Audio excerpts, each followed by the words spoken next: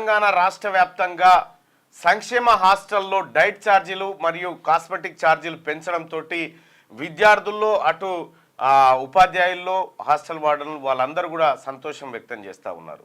ఏడాదికి 470 కోట్ల రూపాయల అదనపు భారాన్ని భరిస్తూ తెలంగాణ రాష్ట్ర ప్రభుత్వం తీసుకున్నటువంటి నిర్ణయంతో సంక్షేమ హాస్టళ్లలో ఒక మంచి వాతావరణం కనిపిస్తూ ఉంది.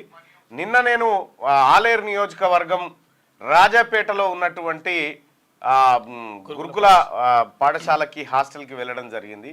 అక్కడికి వెళ్ళినటువంటి సందర్భంలో దాదాపు ఒక 500-600 మంది పిల్లలు అక్కడ ఉంటే వాళ్ళందరూ కూడా సంతోషాన్ని వ్యక్తం చేస్తూ ఉన్నారు. వాళ్ళ తల్లిదండ్రులు కూడా, పేరెంట్స్ కూడా అక్కడికి రావడం జరిగింది.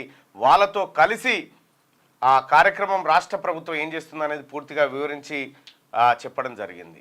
గతంలో ఎన్నడూ లేని విధంగా, అంటే పీజీ ఆ స్థాయిలో ఉండేది, కానీ గతంలో ఎన్నడూ లేని విధంగా మొదటిసారిగా వారంలో 2 సార్లు మటను, 4 సార్లు నెలకు 2 సార్లు మటను, 4 సార్లు చికెన్, 4 సార్లు చికెను, ప్రతిరోజు ఎగ్గు,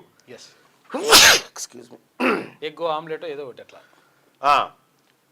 ఎగ్ బాయిల్డ్ ఎగ్ అన్నా లేకపోతే ఎగ్ కర్రీ అన్నా.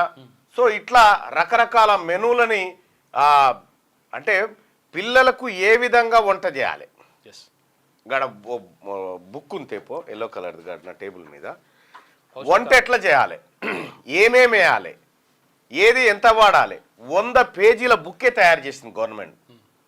అంటే సంక్షేమ హాస్టల్లో, ప్రభుత్వ హాస్టల్లో చదువుకునేటువంటి పిల్లలకు ఆహారం ఏ విధంగా అందియాలనే దాంట్లో రాష్ట్ర ప్రభుత్వం 100 పేజీల బుక్ తయారు చేసి పెట్టింది. ఆ మెనూ ప్రకారం ఈ రోజున్న కూరగాయ రేపు ఉండకూడదు, రేపున్నది ఎల్లుండి, ఇట్లా వారం అంతా చేంజ్. కూడా అట్లనే బ్రేక్ఫాస్ట్ కూడా అదే, బ్రేక్ఫాస్ట్ కూడా చేంజ్, డిన్నర్ కూడా చేంజ్, బ్రేక్లో మళ్ళా ఉడకబెట్టిన శనగలు, ఇవన్నీ ఇట్లా. ఇంకేంటంటే గతంలో అసలు యాక్చువల్గా ఏ ప్రభుత్వం కూడా ఒకేసారి 40% పెంచలే. 40% పెంచలే, స్వాతంత్రం వచ్చినప్పటి నుంచి లేదు, పెంచలే, ఒక్కడేసారి ఇట్లా. ఇగో 5 రూపాయలు పెంచుకుంటూ వచ్చారు కానీ ఇట్లా ఇగో 3rd వీక్ సాంబార్ ఎట్లా చేయాలి, సాంబార్లో కందిపప్పు కిలో పోయాలి, అంటే ప్రతి 100 మంది పిల్లలకి కందిపప్పు కిలో పోయాలి. క్వాంటిటీ ఎంత ఉండాలనే దానిపైన మొత్తం ఒక లెక్క వేసిండ్రు. ఆలు కుర్మా ఎట్లా చేయాలి, చపాతీ ఎట్లా చేయాలి, చపాతీకి గోధుమ పిండి ఎంత తీసుకోవాలి, 100 మంది పిల్లలకు 13 కిలోల పిండి తీసుకోవాలి, సన్ఫ్లవర్ ఆయిల్ కేజీ పోయాలి, పొటాటో 5 కేజీలు, ఆ తర్వాత సన్ఫ్లవర్ ఆయిల్ 300 ml, ఆనియను అర్ధ కిలో, కారం 200 గ్రాములు, పసుపు 30 గ్రాములు, సాల్ట్ 100 గ్రాములు, ఇట్లా జీలకర్ర 15 గ్రాములు, ఆవాలు 15 గ్రాములు, టొమాటో 500 గ్రాములు, గరం మసాలా 50 గ్రాములు, కొబ్బరి పొడి 100 గ్రాములు, జింజర్ పేస్ట్, అల్లం వెల్లిగడ్డ పేస్ట్ 30 గ్రాములు. ఇట్లా ఒక్కటి ఆలు కుర్మా తయారు చేయడానికి ఎట్లా చేయాలి, ఇట్లా ప్రతి వస్తువు తయారీ ఏ విధంగా ఉండాలి, ఎన్ని గ్రాములు ఉండాలనేది క్లియర్గా రాష్ట్ర ప్రభుత్వం తెలంగాణ సంక్షేమ హాస్టల్లో ఉన్నటువంటి పిల్లల భోజనం కోసమే 100 పేజీల దిశానిర్దేశాన్ని తయారు చేసింది తెలంగాణ ప్రభుత్వం.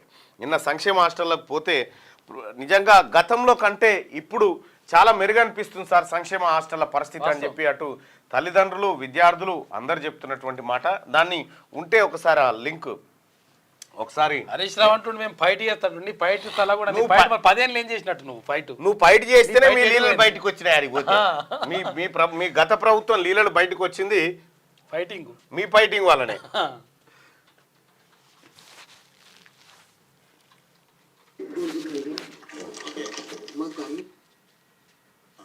ఒక్కొక్క స్కూల్ నుంచి వస్తాం సార్.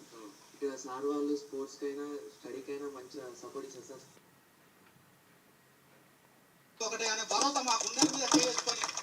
తల్లిదండ్రుల భరోసా చూడండి. ఇప్పటికీ చాలా పరిణామాలు అంత ముందుకు వేరే విధంగా ఉండే, ఇప్పుడు చాలా మారినాయండి.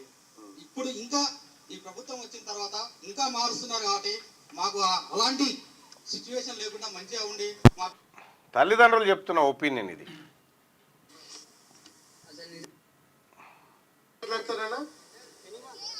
ఫుడ్, భోజనం, ఎడ్యుకేషన్,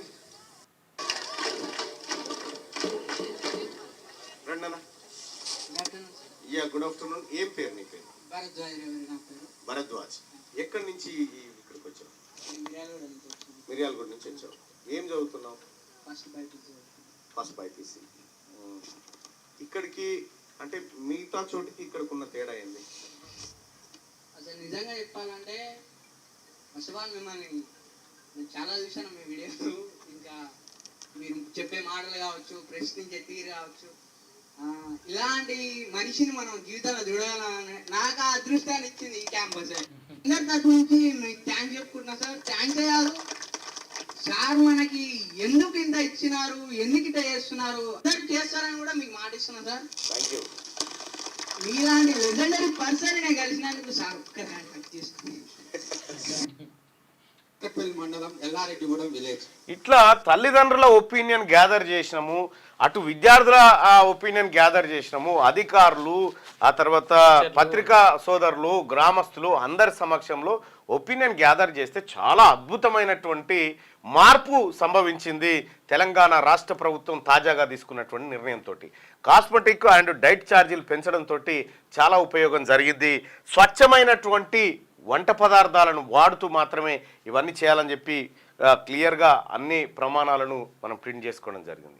సంక్షేమ హాస్టల్లో గతంలో ఎట్లుండే హరీష్ రావు గారు, మీ హయాంలో మీరు ఏలినటువంటి 10 సంవత్సరాల్లో 10 పైసలన్న పెంచిరా డైట్ ఛార్జీలు పిల్లలకి? పెంచురని ఎంత మొత్తుకున్నా కానీ పెంచురని మొత్తుకుంటే కూడా ₹1 పెంచలే. కాస్మెటిక్ ఛార్జీలు పెంచలే.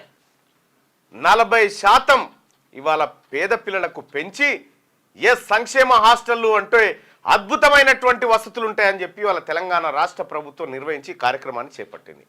ముఖ్యమంత్రి రేవంత్ రెడ్డి గారికి చదువు పట్ల, విద్యార్థుల పట్ల ఉన్నటువంటి శ్రద్ధకు కృతజ్ఞతలు తెలియజేస్తూ ముఖ్యమంత్రి గారికి కూడా కొన్ని సూచనలు. సార్ ఆయన ఏమంటారు, విద్యా విధానాన్ని సంపూర్ణంగా మారుస్తామనేటువంటి మాట చెప్తా ఉన్నారు. 2-3 విషయాలు నేను అబ్జర్వ్ చేసినటువంటి కాడికి, ఈ రాజపేటలోనే కాదు, రాజపేటలో ఏది ఒక 1000 లీటర్ కెపాసిటీ ఆర్ఓ ప్లాంట్ ఉంది. అయితే దానికి పక్క ఇంకొక 1500 కావాలంటే వెంటనే నా మిత్రుడు Balaraj Goud, aqua company owner Balaraj గౌడ్కి ఫోన్ చేసి, మిత్రమా ఒక సాయం చేయాలంటే వెంటనే 1500 లీటర్ల ఆర్ఓ ప్లాంట్ని అక్కడికి ఇవ్వడం జరిగింది. రేపు ఫిట్ చేస్తూ ఉన్నారు దాన్ని. సో అట్లా ఒక నీటి కొరత విషయంలో కొద్దిగా ఇబ్బందులు ఉన్నట్టున్నాయి. వాళ్ళకి స్వచ్ఛమైన వాటర్ అందించాల్సింది ఒకటి గుర్తించడం. రెండోది డ్రైనేజీ సిస్టమ్, అలాగే బాత్రూమ్ల వ్యవస్థను కూడా కొంత బాగు చేయాల్సినటువంటి అవసరం ఉంది.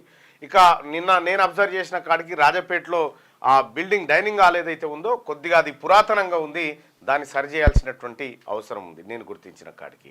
ఇంకా రాష్ట్ర ముఖ్యమంత్రి గారికి ఈ వేదిక నుంచి నేను అబ్జర్వ్ చేసినటువంటి తమ ఆదేశాల మేరకు అక్కడికి వెళ్ళిన తర్వాత అబ్జర్వ్ చేసినటువంటి అంశాలను 2-3 నివేదిస్తాం సార్. ఒకటి, తెలంగాణ రాష్ట్రంలో రైట్ టు ఎడ్యుకేషన్ ఇంప్లిమెంట్ చేయాలి. అంటే 25% మంది పేద పిల్లలకు అన్ని ప్రైవేట్ స్కూళ్ళలో కూడా ఫ్రీ ఎడ్యుకేషన్ దొరికేలాగా చేయాలి సార్. దాని మీద మనకు పడే భారం తక్కువ, కేంద్ర ప్రభుత్వమే ఎక్కువ బర్డన్ మోస్తూ ఉంటుంది. కాబట్టి దాన్ని యూటిలైజ్ చేసుకోవాలా. మొత్తం 25% సీట్లను పేద పిల్లలకి ఇవ్వడం కోసం రైట్ టు ఎడ్యుకేషన్ మనం ఇక్కడ ఇంప్లిమెంట్ చేయాలి. రెండో అంశం ఏంటంటే, ఇప్పుడు పిల్లలకు ఎట్లాగైతే మనము బట్టలు, అద్భుతమైనటువంటి బట్టలు ఇస్తూ ఉన్నాం, పుస్తకాలు ఇస్తూ ఉన్నాం, నోట్బుక్స్ ఇస్తూ ఉన్నాము, స్కాలర్షిప్స్ ఇస్తూ ఉన్నాము, డైట్ ఛార్జీలు ఇస్తూ ఉన్నాం, హాస్టల్ అన్నీ చేస్తూ ఉన్నాం. వీటిని ఒక విద్యా పండుగ లెక్క చేయాలి. ప్రతి విద్యా సంవత్సరం ప్రారంభంలో ఓ కిట్ రూపంలో కానీ, లేకపోతే ఒక రాష్ట్ర ప్రభుత్వం నుంచి అందుతున్నటువంటి ప్రతి సౌకర్యాన్ని విజిబుల్గా వాళ్ళకి అందజేసేటువంటి విధంగా, తద్వారా మనం వాళ్ళకి ఒక కాన్ఫిడెంట్ నింపి ప్రభుత్వం మా కోసం ఉందనేటువంటి ఒక భరోసా విద్యార్థులు కానీ అటు తల్లిదండ్రులు కూడా వచ్చేటువంటి అవకాశం ఉంది. సో ఇవి కాకుండా ఇంకా కొన్ని చిన్న మార్పులు ఉన్నాయి. ప్రత్యక్షంగా నేను కలిసినప్పుడే తమకి నివేదిక తెలియజేస్తా. అయితే ఈ రకంగా సంక్షేమ హాస్టళ్ల పైన గతంలో ఎన్నడూ కేసీఆర్ గారికి సోయలేదు. హరీష్ రావు గారు చెప్తే సిగ్గుచేట అనిపిస్తూ ఉంటుంది. మేము మేల్కొల్పితేనే వైర్రని చెప్పి చెప్తా ఉన్నారు. అయ్యా, మీరు మేల్కొల్పిన తర్వాత పోతే ఏమున్నది, సంక్షేమ హాస్టళ్లను శ్మశానాల లెక్క తయారు చేశారు మీరు గతంలో. మీరు నిద్రపోతే ఇట్లా తయారైనవి అవి ఈ 10 ఏళ్ళు. మీరు మమ్మల్ని కాదు మేల్కొల్పాల్సింది, ఆ ఫామ్ హౌస్ల వల్ల మీ మామను మేల్కొల్పుర్రి పోయి బక్కబకాసురుని లెక్క వన్నడాడ. ఊపిరి ఇట్లా ఊపితే లేదు. రాష్ట్రంలో అనేకమైన రాష్ట్ర ప్రభుత్వానికి సలహాలు ఇవ్వడానికి ప్రతిపక్ష నాయకుడి పాత్ర ముఖ్య పాత్ర. అటువంటి పాత్ర బక్కబకాసురుని లెక్క పోయాడ బంటే మీరేమో ఆయన ఏంది ఇది కొట్టుకుంటా ఒక ఆయన, తబలా కొట్టుకుంటా ఒక ఆయన, ఇద్దరు బాబమ్మర్దులు తిరగబట్టే.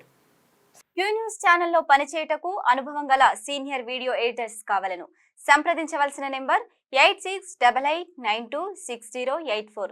qnewsads@gmail.com ను సంప్రదించండి. లైక్ చేయండి.